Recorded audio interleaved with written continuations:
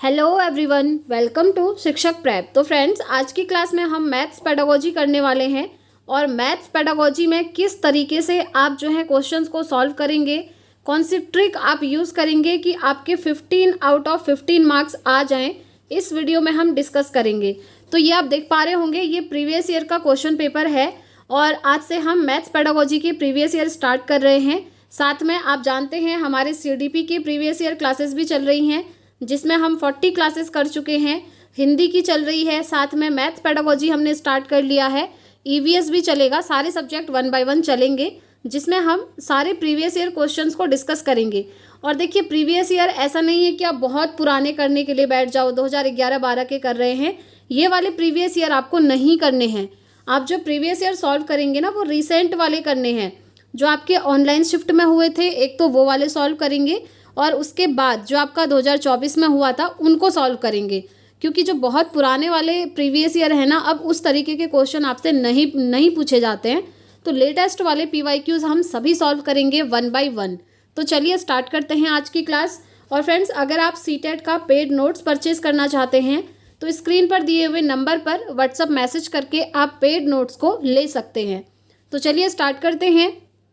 और आज की क्लास में आप लोग मुझे लास्ट में बताएंगे कमेंट करके कि आपने कितना स्कोर किया, ठीक है। इससे आप एनालाइज कर पाएंगे खुद को कि हाँ, आप कितने सही कर पा रहे हैं, और जो सही नहीं होंगे उनको यहाँ पर हम सभी को डिटेल में समझेंगे। तो चलिए, आज का सबसे पहला क्वेश्चन है आपके सामने मैथ्स पेडागोजी का। प्राथमिक कक्षाओं में बच्चे गणित में क्या सीखते हैं, इसके आकलन का ध्यान किस पर नहीं होना चाहिए। यानी कि the assessment of what children learn in mathematics in primary classes should not focus on. देखिए, इस नॉट पर आपने फोकस करना है, यानी कि ये नहीं लिखा है ना, इसको ध्यान से पढ़िएगा। तो कह रहा है प्राथमिक कक्षाओं में जो बच्चे गणित में हम गणित सिखाते हैं बच्चों को, उसके आकलन के लिए किस चीज़ पर ज़्यादा फोकस नहीं करना है, ये आपसे पूछा है।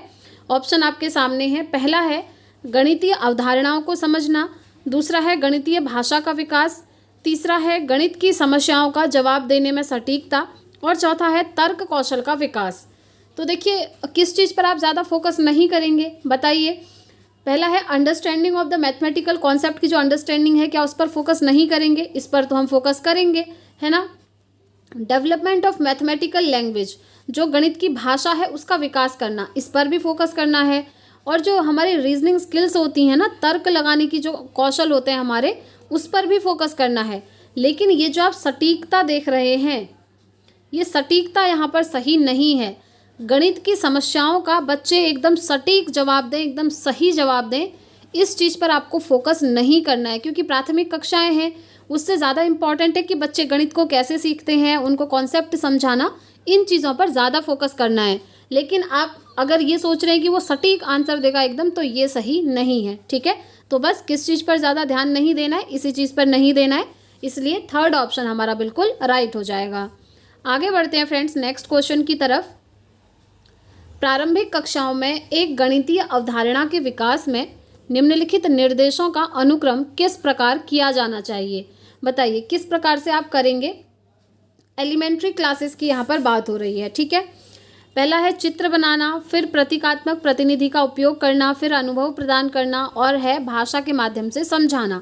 तो इसको आप सीक्वेंस में लगाएंगे किस तरीके से, बताइए।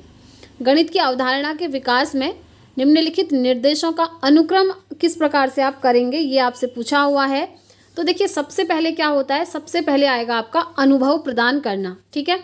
अनुभव प्रदान करना आपको कहाँ पर दिख रहा है, ऑप्शन थर्ड में दिख रहा है। तो पहले आएगा आपका थर्ड। अब ये ऑप्शन थर्ड आपका कौन से में है, देखिए सेकंड और फोर्थ ऑप्शन में आपका ऑप्शन थर्ड पहले आया है, यानी कि अनुभव प्रदान करना पहले है। अब इनको तो आप वैसे ही कट कर दीजिए, क्योंकि स्टार्टिंग में हमारा ये थर्ड ऑप्शन आ रहा है जो कि इन दोनों में है, तो इन दोनों में से एक ही हमारा आंसर होने वाला है ना। नेक्स्ट है उसके बाद क्या आएगा वो आपको बताना है। तो इसके बाद आएगा फ्रेंड्स भाषा के माध्यम से समझाना, अनुभव प्रदान करना, फिर भाषा के माध्यम से समझाना। अब थर्ड के बाद फोर्थ ऑप्शन कहाँ है, हमको दिख रहा है सिर्फ ऑप्शन सेकंड में ये दिया हुआ है। तो इस तरीके से आप एक दो ऑप्शन से भी अपने आंसर तक पहुंच सकते हैं, लेकिन मैं आपको पूरा बताऊंगी। पहले अनुभव प्रदान करना, फिर भाषा के माध्यम से समझाना, देन चित्र बनाना, और फिर आता है प्रतीकात्मक प्रतिनिधित्व का उपयोग करना, ठीक है। यानी कि सबसे पहले क्या आएगा, providing experiences, explaining through languages and drawing pictures and using symbolic representation. ठीक है, सो इसका सेकंड ऑप्शन जो है बिल्कुल राइट हो जाएगा। आगे बढ़ेंगे नेक्स्ट क्वेश्चन की तरफ। देखिए फ्रेंड्स, प्रीवियस ईयर क्वेश्चन है और इनको आप ज़रूर से लगाइएगा, बहुत ज़्यादा इंपॉर्टेंट हो जाते हैं ये, क्योंकि काफ़ी बार रिपीटेडली आपसे पूछे जाते हैं और आपको यहाँ से ओवरऑल आइडिया आता है कि किस तरीके के क्वेश्चन आपसे पूछे जा रहे हैं। तो देखिए नेक्स्ट क्वेश्चन है आपका, एक बच्चे ने नीचे दिखाए अनुसार दो संख्याएं घटाई। एक बच्चे को आपने ऐसे क्वेश्चन दिया और उसने इस तरीके से आंसर निकाला इसका। ठीक है, अब आपसे पूछा है कि निम्नलिखित में से कौन सा कथन बच्चे के घटाव सीखने का बोध कराता है। तो बताइए, पहला है बच्चे को घटाव की प्रक्रिया में स्थानीय मान के बारे में गलत धारणाएं हैं। दूसरा है बच्चा नहीं जानता कि कैसे घटाना है। तीसरा है बच्चा 2 अंकों वाली संख्याओं के घटाव की प्रक्रिया जानता है। चौथा है यह एक गलती है और इसे बार बार अभ्यास करके सुधार किया जा सकता है। तो देखिए यहाँ पर आप देख पा रहे होंगे ये माइनस किया है, क्या ये सही है? पहले तो आपको ये चेक करना पड़ेगा। बताइए, ये माइनस तो आप जानते ही हैं, यहाँ पर 13 में से आप 7 माइनस करेंगे कितना आएगा? 4 आएगा। इसमें एक्चुअली हुआ क्या है, चलिए वो मैं आपको बताती हूँ। आप में से बहुत सारे लोगों को ये भी लग रहा होगा कि इसका राइट आंसर होगा कि यह एक गलती है। देखिए ये गलती नहीं है, आप ये नहीं कह सकते कि उसको घटाना नहीं आता है या गलती है। इसमें क्या है ना, उसको स्थानीय मान का ज्ञान नहीं है। जो आप स्थानीय मान निकालते हैं, प्लेस वैल्यू जिसे कहते हैं, ये देखिए इसकी उसको नॉलेज नहीं है। क्योंकि देखिए जब आप 83 में से 27 माइनस करेंगे, चलिए मैं आपको दिखाती हूँ एक बार। जब आप माइनस करते हैं तो ये आ जाएगा 6, इधर आ जाएगा आपका 5। आंसर ये आना चाहिए था लेकिन उसने 64 लिख दिया। रीज़न ये है कि उसको स्थानीय मान की समझ नहीं है। ठीक है, ये वाला जो 6 है इधर लिखना था तो इसने इधर लिख दिया। ठीक है, यहाँ पर 5 आना था तो इधर इसने 4 लिख दिया। तो स्थानीय मान की समझ नहीं है, उसके जस्ट नीचे वो डिजिट आएगी ये उसको नहीं पता है। तो इसीलिए हम कहेंगे इसका राइट आंसर क्या होगा कि बच्चे को घटाव की प्रक्रिया में स्थानीय मान के बारे में क्या है, गलत धारणाएं हैं। ठीक है, उसका जो कॉन्सेप्ट है प्लेस वैल्यू को लेकर के वो क्लियर नहीं है, ये चीज़ हम बोलेंगे। तो फर्स्ट ऑप्शन इसका बिल्कुल राइट हो जाएगा। आगे बढ़ते हैं फ्रेंड्स नेक्स्ट क्वेश्चन की तरफ। अधिगम और आकलन के चक्र में निम्नलिखित चरणों को क्रम में व्यवस्थित कीजिए। आपने क्या करना है, steps of cycle of learning, learning की जो साइकिल है और असेसमेंट का ऑर्डर है उसको क्या करना है, आपने एक ऑर्डर में लगाना है, व्यवस्थित करना है। तो पहला है शिक्षण अधिगम के साथ एकीकृत आकलन। दूसरा है शिक्षण अधिगम और आकलन की योजना बनाना और उसका संगठन करना। देखिए सबसे पहले क्या आएगा, शिक्षण अधिगम प्रक्रिया और आकलन, जो चीज़ भी आप पढ़ाना चाहते हैं और उसके बाद आकलन कर रहे हैं उसकी आप क्या करेंगे, सबसे पहले योजना बनाएंगे, उसका संगठन करेंगे। ठीक है, हम किसी भी काम में सबसे पहले क्या करते हैं, प्लानिंग करते हैं ना, उसका ऑर्गेनाइजेशन करते हैं। हम प्लानिंग करते हैं कि हमें ये काम किस तरीके से करना है, तो सबसे पहले हम क्या करेंगे, प्लानिंग करेंगे। ठीक है, तो सेकंड ऑप्शन इसका सबसे पहले आएगा। उसके बाद आप क्या करेंगे, उसके बाद शिक्षण अधिगम के साथ हम उसको एकीकृत आकलन करेंगे। ठीक है, इंटीग्रेटेड असेसमेंट होगा सेकंड नंबर पे। उसके बाद क्या होगा, उसके बाद देखिए यहाँ पर प्रगति रिपोर्ट का विकास किया जाएगा। ठीक है, क्या आया, पहले ये आया, उसके बाद दूसरे नंबर पे ये आया, फिर हम क्या करेंगे, प्रगति रिपोर्ट का विकास करेंगे और लास्ट में क्या करेंगे, बच्चों के अधिगम और प्रगति की प्रतिपुष्टि की रिपोर्टिंग और उसका संचार करेंगे। देखिए जो प्रतिपुष्टि होती है, जो फीडबैक होता है वो लास्ट में आता है। इस तरीके से भी थोड़ा सा कॉमन सेंस यूज़ करके आप अपने आंसर तक ईजिली पहुँच जाएंगे, क्योंकि जो फीडबैक होते हैं वो कब दिए जाते हैं, एंड में दिए जाते हैं, है ना। तो बस यही सीक्वेंस होगा जो कि हमको दिख रहा है ऑप्शन 1 में। पहले सेकंड ऑप्शन आएगा, फिर फर्स्ट ऑप्शन आएगा, उसके बाद थर्ड ऑप्शन आएगा एंड देन आपका फोर्थ वाला ऑप्शन आएगा। ठीक है, so first option will be the right answer. आगे बढ़ेंगे फ्रेंड्स नेक्स्ट क्वेश्चन की तरफ। देखिए अब ये क्वेश्चन आपका आ गया रोमन अंकों से रिलेटेड, यानी कि जो आपके रोमन न्यूमरल होते हैं। रोमन क्या होते हैं, इस तरीके से जो आप लिखते हैं ना, इनको हम क्या कहते हैं, रोमन न्यूमरल कहते हैं। तो इसी से रिलेटेड आपका क्वेश्चन पूछा हुआ है। तो देखिए क्वेश्चन क्या है कि रोमन अंकों का उपयोग आमतौर पर हिंदू अरबी अंकों जैसी संख्याओं के लेखन में क्यों नहीं किया जाता। देखिए हम ये जो रोमन नंबर है ना, इनको हम यूज़ नहीं करते हैं, कहीं भी नहीं यूज़ होते हैं मोस्टली। आपने देखा होगा नॉर्मल वाले जो हम हिंदू अरेबिक न्यूमरल हैं उन्हीं का यूज़ करते हैं। जैसे 1 2 3 4 इस तरीके से हमें लिखना हो हम ऐसे ही लिखते हैं, हमें मैथ से रिलेटेड कोई भी कैलकुलेशन करनी हो हम इसी तरीके से करते हैं। मतलब नॉर्मली यही यूज़ होते हैं, रोमन वाले क्यों यूज़ नहीं होते हैं ये आपसे पूछा हुआ है। तो देखिए, पहला है रोमन अंक स्थानीय मान का नियोजन नहीं करते हैं, इसलिए इन अंकों का उपयोग करके गणना करना मुश्किल होता है। दूसरा है रोमन अंकों को याद करना मुश्किल होता है, यानी कि डिफ़िकल्ट टू रिमेंबर हैं। तीसरा है रोमन अंकों का उपयोग करके संख्याओं को बनाना एक जटिल कार्य है, यानी कि ये कॉम्प्लिकेटेड टास्क है इसलिए यूज़ नहीं करते हैं। या फिर बच्चे अंग्रेजी वर्णमाला और रोमन अंकों में भ्रमित हो जाते हैं। क्या ऐसा होता है कि बच्चे एकदम कंफ्यूज्ड हो जाते हैं कि इंग्लिश अल्फ़ाबेट है या फिर रोमन न्यूमरल है? नहीं। इसमें राइट आंसर क्या होगा? राइट आंसर होगा फ्रेंड्स आपका कि जो रोमन अंक हैं स्थानीय मान का नियोजन नहीं करते हैं। आपने कभी देखा है जैसे रोमन में हमने 1 लिख दिया, इसका स्थानीय मान आप निकालिए, ऐसे कभी देखा है? नहीं देखा होगा। हम जो स्थानीय मान निकालते हैं वो सिर्फ हिंदू अरबिक न्यूमरल के होते हैं। जैसे 1 का आप स्थानीय मान निकाल सकते हैं, जैसे आपने ये डिजिट लिख दी, आप इस तरीके से इनका स्थानीय मान निकालते हैं, है ना? आप स्थानीय मान निकाल देते हैं। जैसे जिस भी डिजिट का निकालना है उसके राइट साइड में जितने भी होंगे आप 0 लगाते जाएंगे, वो स्थानीय मान निकल जाता है। लेकिन जो रोमन नंबर होते हैं, रोमन न्यूमरल होते हैं, उनका स्थानीय मान नहीं निकल पाता, इसलिए इन अंकों का उपयोग करके गणना करना क्या होता है? मुश्किल होता है।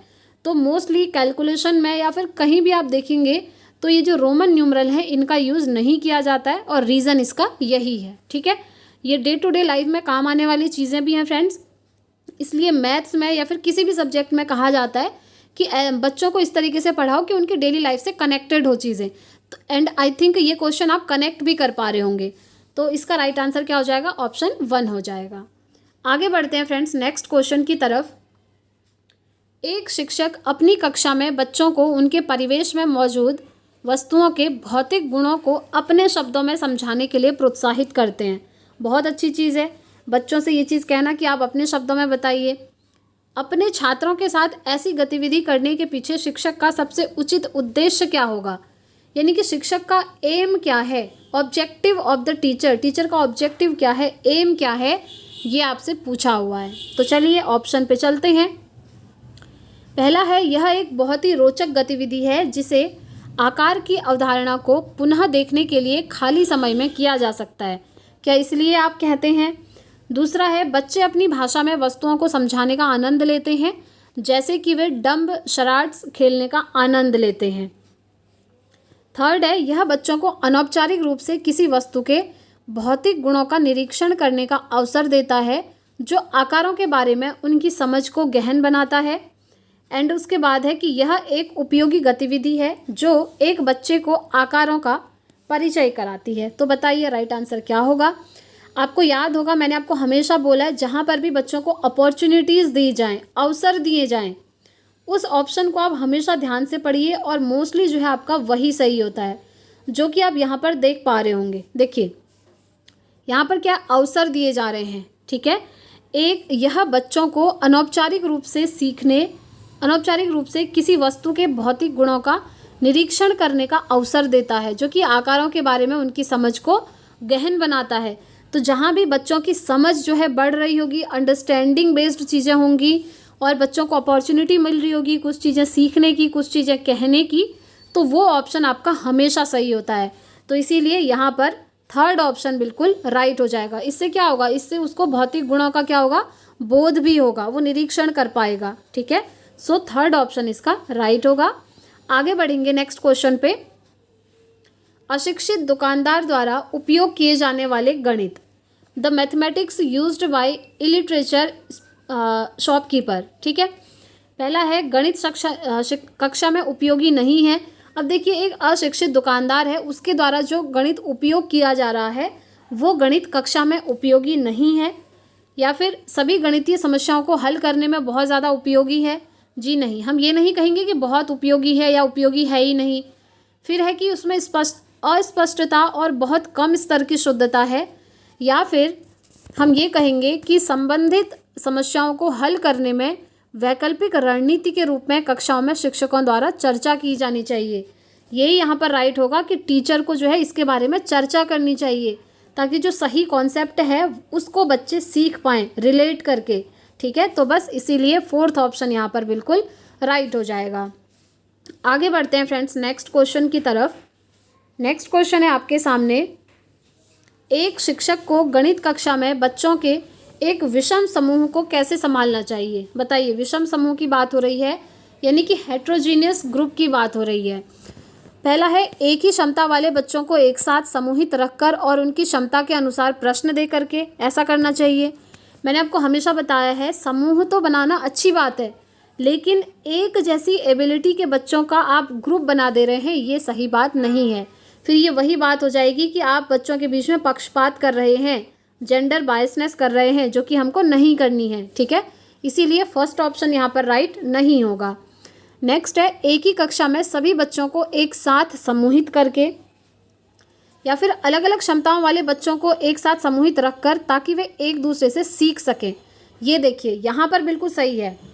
यहाँ पर क्या कर रहा है, एक ही क्षमता वाले बच्चों को एक साथ रख रहा है, लेकिन यहाँ पर है कि अलग अलग क्षमताओं वाले बच्चों को एक साथ रखकर ताकि वे एक दूसरे से सीख सकें। ये बिल्कुल सही है। अगर आपको हेट्रोजेनस ग्रुप्स बनाने हैं ना, तो डिफरेंट एबिलिटी के स्टूडेंट्स के लिए बनाइए, ना कि सेम एबिलिटी वाले स्टूडेंट्स का। ये चीज़ आपको ध्यान रखना है, डिफरेंस आपको ध्यान रखना है कि grouping the children of different abilities together so that they can learn from each other. इससे क्या होगा, स्टूडेंट्स जो हैं एक दूसरे से चीज़ें सीख पाएंगे, क्योंकि हर किसी के अंदर अलग अलग एबिलिटीज़ हैं, अलग अलग क्षमताएं हैं। ठीक है, तो बस इसका राइट आंसर क्या हो जाएगा, ऑप्शन थर्ड हो जाएगा। यहाँ पर कह रहा है कि कम क्षमता वाले बच्चों के अनुसार कक्षा में आप प्रश्न हल करेंगे और उच्च क्षमता वाले बच्चों को जटिल प्रश्न देंगे, तो ये सब नहीं करना है, सभी को समान दृष्टि से देखना है। ठीक है, चलिए नेक्स्ट क्वेश्चन पे चलेंगे friends. The learning outcomes in mathematics are developed, यानी कि गणित में सीखने के प्रतिफल इसलिए विकसित किए गए हैं ताकि, क्यों विकसित किए गए हैं ये पूछा है। पहला है, गणना के लिए बच्चों को लघु विधियां बताई जाएं, विभिन्न शैक्षणिक सर्वेक्षणों में बच्चों की उपलब्धि बढ़ाई जाए, या फिर बच्चों द्वारा हासिल की जाने वाली कक्षावार दक्षता और कौशल को परिभाषित किया जाए, या फिर वर्ष के अंत में परीक्षाओं के लिए बच्चों को तैयार किया जाए। एक चीज़ हमेशा ध्यान रखिएगा, ये हमेशा नेगेटिव होता है जब आप बच्चों को इसलिए तैयार करते हैं कि बच्चे जो हैं वर्ष के अंत में एग्ज़ाम देंगे। परीक्षा के लिए बच्चों को नहीं पढ़ाया जाता है, बच्चों को पढ़ाया इसलिए जाता है कि उनके अंदर स्किल डेवलप हो सके। ठीक है, तो ये वैसे ही बाहर हो जाएगा हमारा। तो इसका राइट आंसर क्या होगा, राइट आंसर होगा ऑप्शन थर्ड, बच्चों द्वारा हासिल की जाने वाली कक्षावार दक्षता और कौशल को परिभाषित किया जाए।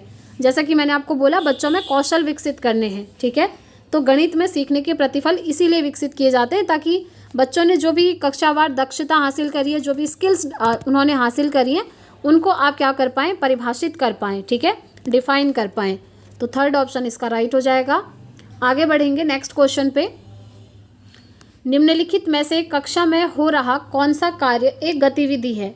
विच of the following happenings in the classroom is an activity. कौन सी एक एक्टिविटी है, ये आपसे पूछा है। पहला है, teacher explaining how to do sums, यानी कि शिक्षक समझाते हैं कि प्रश्न कैसे हल करें। दूसरा है, children reciting counting in form of rhymes, यानी कि बच्चों द्वारा कविता के रूप में गिनती का वाचन करना। फिर है, चिल्ड्रन कॉपिंग फ्रॉम ब्लैक बोर्ड, यानी कि बच्चे क्या कर रहे हैं, श्यामपट्ट से नकल कर रहे हैं। एंड चौथा है, चिल्ड्रन इंगेज्ड इन एक्सप्लोरेशन, बच्चों का अन्वेषण में लगना।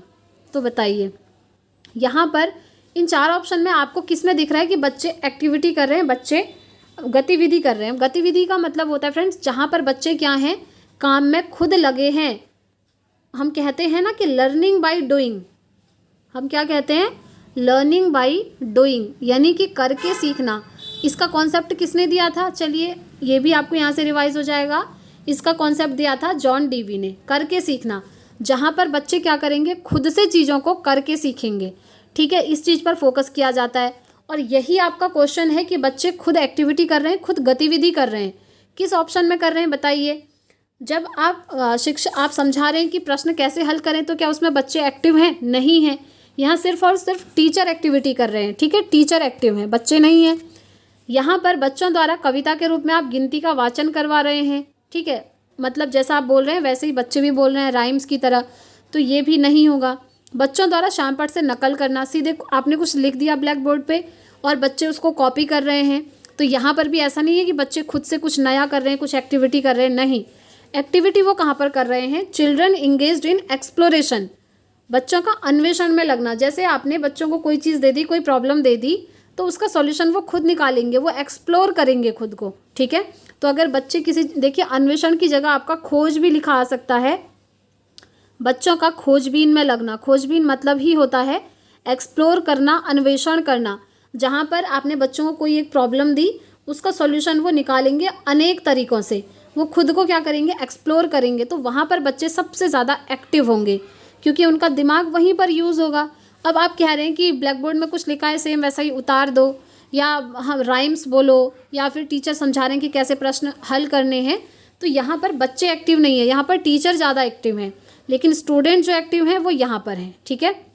ये है क्लासरूम में हो रहा एक कार्य, जिसमें क्या है? एक्टिविटी हो रही है।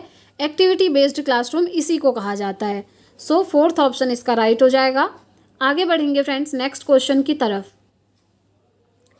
बच्चों के बीच गिनती के कौशल को विकसित करने के लिए निम्न में से कौन सा पूर्व संख्या अवधारणा के रूप में सीखने के लिए आवश्यक नहीं है?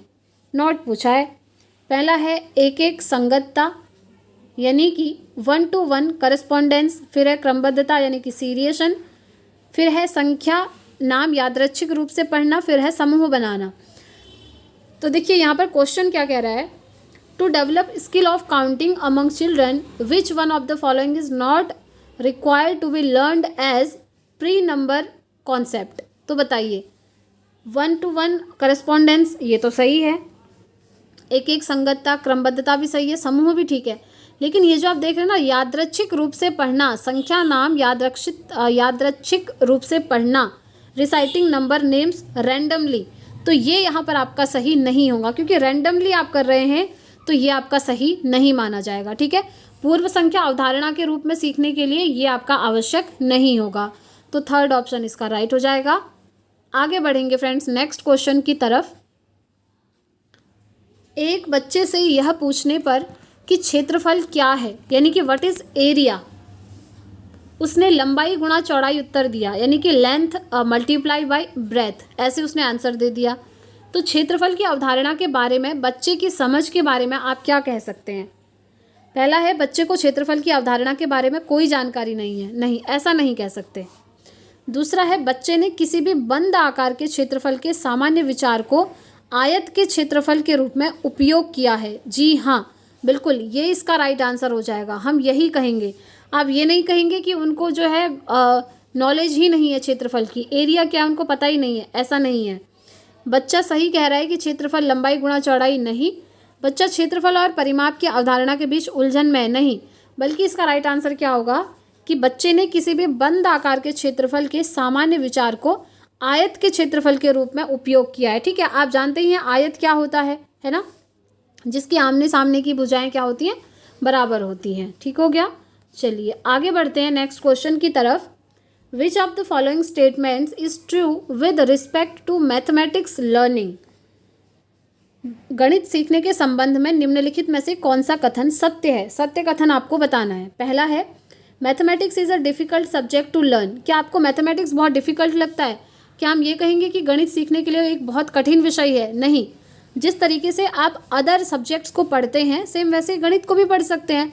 बस बात ये होती है कि आपको अच्छा टीचर मिलना चाहिए, अच्छा गाइडेंस मिलना चाहिए। ठीक है, इसीलिए ये हमारा बाहर हो जाएगा। आमतौर पर लड़कियां गणित में कमज़ोर होती हैं। Generally girls are weaker in mathematics. क्या ऐसा होता है? ऐसा बिल्कुल नहीं होता। दिमाग तो सबका एक जैसा है, चाहे वो बॉयज़ हों चाहे गर्ल्स हों। गाइडेंस जिसको सही मिलेगी वो अच्छे से सीख जाएगा चीज़ों को।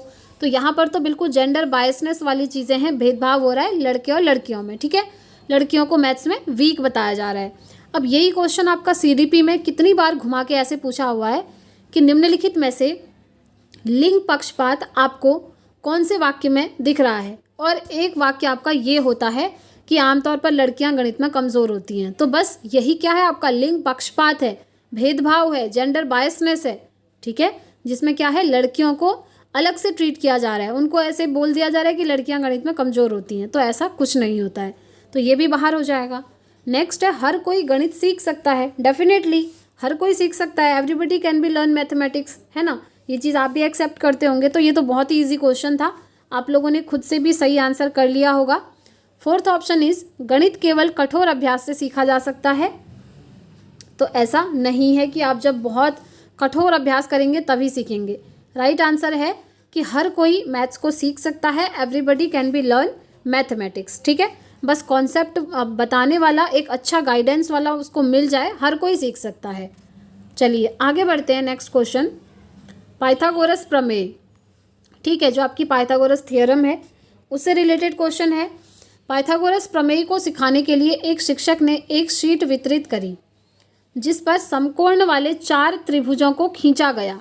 ठीक है, समकोण वाले 4 त्रिभुजों को खींचा गया और बच्चे को त्रिभुज की भुजाओं के बीच में संबंध खोजने के लिए कहा गया। ठीक है, बच्चे को क्या किया, त्रिभुज की जो भुजाएं होती हैं उनके बीच में संबंध खोजने के लिए कहा गया। अब उपर्युक्त परिस्थिति में शिक्षक ने प्रयोग किया, कौन सी विधि प्रयोग करी, ये आपसे पूछा है। In the above situation the teacher used which method to teach the Pythagoras theorem. A teacher has distributed a sheet on which 4 right-angled triangles were drawn and asked the children to find the relationship between the sides of the triangle। बताइए यहाँ पर teacher कौन सी विधि का use कर रहे हैं, ये आपसे पूछा हुआ है। पहला इंडक्टिव मेथड आगमन विधि, डिडक्टिव मेथड निगमन विधि, लेक्चर मेथड व्याख्यान विधि। देखिए लेक्चर मेथड को हम भाषण विधि भी कहते हैं। ठीक है, ये भी याद रखना है। नेक्स्ट है आपकी लेबोरेटरी मेथड यानी कि प्रयोगशाला विधि। तो देखिए इसमें क्या हो रहा है ना, इसमें इंडक्टिव मेथड यूज़ हो रही है यानी कि आगमन विधि बताई जा रही है। आगमन विधि में क्या होता है, पहले बच्चों को एग्जाम्पल दिए जाते हैं और उसके बाद बच्चों को रूल बताए जाते हैं। सेम यहाँ भी यही चीज़ हो रही है। आगमन विधि पहले समझ लीजिए, इंडक्टिव मेथड में होता है पहले बच्चों को किसी भी कॉन्सेप्ट का एग्जाम्पल बताया जाता है और एग्जाम्पल से कनेक्ट करते हुए बच्चों को रूल बताया जाता है। ठीक है, यहाँ पर भी सेम चीज़ हो रही है। यहाँ पर क्या हो रहा है, बच्चों को त्रिभुज की भुजाओं के बीच संबंध खोजने के लिए कहा गया और जब वो संबंध खोजेंगे तो फिर पूरा कॉन्सेप्ट जो है टीचर बच्चों को बता देंगे, फिर नियम बता देंगे। ठीक है, कि ये क्या होता है। तो इसीलिए आगमन विधि इसका बिल्कुल राइट आंसर हो जाएगा। आगे बढ़ते हैं फ्रेंड्स नेक्स्ट क्वेश्चन की तरफ, जो कि आप देख पा रहे होंगे। और फ्रेंड्स देखिए, आपको वीडियोज़ पसंद आती हैं तो प्लीज़ वीडियो को लाइक ज़रूर करें और कमेंट करके बताइएगा कि आपने कितना स्कोर किया। और हमारी अदर सब्जेक्ट की क्लासेस भी आप देख सकते हैं, सभी की लिंक आपको कमेंट बॉक्स और डिस्क्रिप्शन बॉक्स में दी हुई है। नेक्स्ट क्वेश्चन, निम्नलिखित में से कौन सा कथन संकल्पना मानचित्र के बारे में सत्य नहीं है। Concept map. देखिए मैंने आपको हमेशा बोला है कि अगर आपको सारे सब्जेक्ट की पेडागोजी में बहुत अच्छा स्कोर करना है ना, तो सबसे पहले आप अपना CDP को बहुत स्ट्रॉन्ग कर लीजिए, क्योंकि यहाँ पर आप लोग खुद देख पा रहे होंगे हम वैसे तो CDP का भी हमने प्रैक्टिस सेट बहुत किया हुआ है, तो वहाँ पर जो क्वेश्चन आपसे पूछे हुए थे लगभग कुछ क्वेश्चन यहाँ भी सेम पूछे हुए हैं। अब ये जो आपका कॉन्सेप्ट मैप है, संकल्पना मानचित्र है, CDP में कितनी बार इससे रिलेटेड क्वेश्चन आपका पूछा हुआ है और यही आपको मैथ्स पेडागोजी में अभी दिख रहा है। तो सबसे पहले आप CDP को बहुत बेसिक से स्ट्रांगली पढ़िएगा, आपका ना बेस एकदम क्लियर हो जाएगा। उसके बाद आप सारे सब्जेक्ट की पेडागोजी को ईजिली सॉल्व कर लेंगे। बाकी यहाँ पर जितने भी क्वेश्चन मैं आपको करवा रही हूँ, कोशिश कर रही हूँ कि फ्रेंड्स डिटेल एक्सप्लेनेशन के साथ आप समझें, ताकि एग्ज़ाम में आप जो है 15 आउट ऑफ 15 स्कोर कर पाएँ। क्योंकि देखिए पेडागोजी में स्कोर करना इतना टफ नहीं होता है, बस आपको समझना होता है। ठीक है, कि वो कह क्या रहा है। तो चलिए कॉन्सेप्ट मैप को एक बार फिर से पढ़ लेते हैं। और वैसे CDP में भी मैंने आपको ये करवाया ही था, तो इसके बारे में कौन सा सही नहीं है कह रहा है। तो पहला है संकल्पना मानचित्र अंतः संबंधित अवधारणाओं और उन्हें जोड़ने वाले लिंक का संग्रह प्रस्तुत करता है, यानी कि concept map represent a collection of interconnected concept and links connecting them. ये बिल्कुल सही है। नेक्स्ट है संकल्पना मानचित्र केवल शिक्षकों द्वारा बनाया जाना चाहिए। ये यहाँ पर गलत है फ्रेंड्स, क्योंकि ये जो संकल्पना मानचित्र है ना, कॉन्सेप्ट मैप है, इसको टीचर भी बना सकते हैं और स्टूडेंट भी बना सकते हैं, दोनों बना सकते हैं। इसलिए ये यहाँ पर राइट आंसर हो जाएगा, क्योंकि कौन सा सही नहीं है पूछा है। ठीक है, बाकी ये कह रहा है संकल्पना मानचित्र प्रकृति में पदानुक्रमित होता है, यानी कि हायरार्किकल इन नेचर होता है। सही बात है। नेक्स्ट है संकल्पना मानचित्र नए शिक्षण को पूर्व ज्ञान से जोड़ने में हेल्प करता है। जी हाँ, concept maps help in linking prior knowledge, या फिर इसको प्रीवियस नॉलेज भी कह देते हैं, टू न्यू इंस्ट्रक्शन। ठीक है, अब ये कॉन्सेप्ट मैप होता क्या है तो ध्यान से सुनिए। कॉन्सेप्ट मैप टीचर भी बना सकते हैं। पहले तो ये ध्यान रखिएगा, ये क्वेश्चन भी काफ़ी बार रिपीट हुआ है आपका, इन दोनों में क्या डिफरेंस है। टीचर और स्टूडेंट बना सकते हैं, या सिर्फ स्टूडेंट्स बनाएंगे, या सिर्फ टीचर बनाएंगे, इस तरीके से भी आपसे पूछा हुआ क्वेश्चन है ये। तो देखिए, कॉन्सेप्ट मैप टीचर भी बना सकते हैं और स्टूडेंट्स भी बना सकते हैं। जैसे आप कोई भी टॉपिक पढ़ रहे हैं, सपोज आप लेव वाइगोत्स्की का टॉपिक पढ़ रहे हैं, ठीक है। अब आप अपने दिमाग में ना उस कॉन्सेप्ट को बिठाते हैं, पूरा मैप बनाते हैं। जैसे आपको पता है कि लेव वाइगोत्स्की ने 3 चीज़ों को इम्पोर्टेंस दी है, सोसाइटी, कल्चर और लैंग्वेज, ठीक है। वो सबसे पहले आपने समझा, फिर उनके बारे में आपने समझा कि लेव वाइगोत्स्की कौन है, कहाँ के रहने वाले थे। फिर आपने समझा कि पियाजे और वाइगोत्स्की की जो थ्योरी है उनमें क्या डिफरेंस है। फिर आपने समझा कि जो वाइगोत्स्की की थ्योरी है उसमें वो स्कैफोल्डिंग के बारे में बताते हैं, ZPD के बारे में बताते हैं, MKO के बारे में बताते हैं, यानी कि मोर नॉलेजेबल अदर पर्सन। तो ये क्या है, आप अपने दिमाग में कॉन्सेप्ट मैप बना रहे हैं जो कि हायरार्किकल चलेगा। यानी कि हायरार्किकल कहने का मतलब होता है पदानुक्रम में, एक सीक्वेंस में आप किसी भी चीज़ को याद करते हैं और आपके दिमाग में वो जो फिट रहती हैं ऐसे ही रहती हैं। ऐसा नहीं होता है कि एक लाइन आपने वाइगोत्स्की याद किया, फिर दूसरी लाइन आप पियाजे की याद कर रहे हैं, नहीं। एक कॉन्सेप्ट को पहले आप एक हायरार्की में याद करते हैं, अपने दिमाग में फिट कर लेते हैं, ताकि वो कॉन्सेप्ट आपका एकदम क्लियर हो जाए, ठीक है। तो जब आप अपने दिमाग में किसी भी कॉन्सेप्ट को, ये तो मैं एग्जांपल दे रही हूँ लेव वाइगोत्स्की का ये थ्योरी, जब आप किसी भी कॉन्सेप्ट को अपने दिमाग में इस तरीके से बिठा लेते हैं, एकदम फ्लो चार्ट के रूप में, एक मैप के रूप में, हायरार्की में, जिससे कि वो आपको हमेशा के लिए याद रहती हैं चीज़ें, एक सीक्वेंस में आप अपने दिमाग में उसका एक स्ट्रक्चर बना लेते हैं। आप कह सकते हैं कि कॉन्सेप्ट का स्ट्रक्चर बनाना दिमाग में, यही होता है आपका कॉन्सेप्ट मैपिंग, ठीक है। तो इसको टीचर भी बना सकते हैं और स्टूडेंट भी बना सकते हैं, कोई भी बना सकता है। ऐसा कुछ बैरियर नहीं है कि स्टूडेंट ही बनाएंगे या टीचर ही बनाएंगे, दुनिया में प्रत्येक व्यक्ति इसको बना सकता है, ठीक है। आई होप आप लोग समझ गए होंगे। तो इसका राइट आंसर ऑप्शन थर्ड नहीं, ऑप्शन सेकंड हो जाएगा, जिसमें कह रहा है कि केवल शिक्षकों द्वारा ये बनाया जाना चाहिए, जो कि हमारा गलत है, और क्वेश्चन में गलत पूछा है, इसीलिए इसका राइट आंसर यही हो जाएगा। तो फ्रेंड्स, आज की क्लास के सारे क्वेश्चन यहाँ पर कंप्लीट होते हैं। क्लास आपको कैसी लगी कमेंट करके ज़रूर बताइएगा। और फ्रेंड्स, अगर आपको वीडियो पसंद आई है तो प्लीज़ वीडियो को लाइक कीजिएगा, ज़्यादा से ज़्यादा शेयर कीजिएगा। और अगर अभी तक आपने चैनल को सब्सक्राइब नहीं करा है तो प्लीज़ चैनल को सब्सक्राइब करके बेल आइकन प्रेस कीजिएगा, ताकि आने वाली वीडियोज़ की नोटिफिकेशन आपको मिलती रहे। तो आज की वीडियो में इतना ही रखते हैं फ्रेंड्स, मिलते हैं कल इसी टाइम पर अपनी नेक्स्ट क्लास के साथ। Thanks for watching.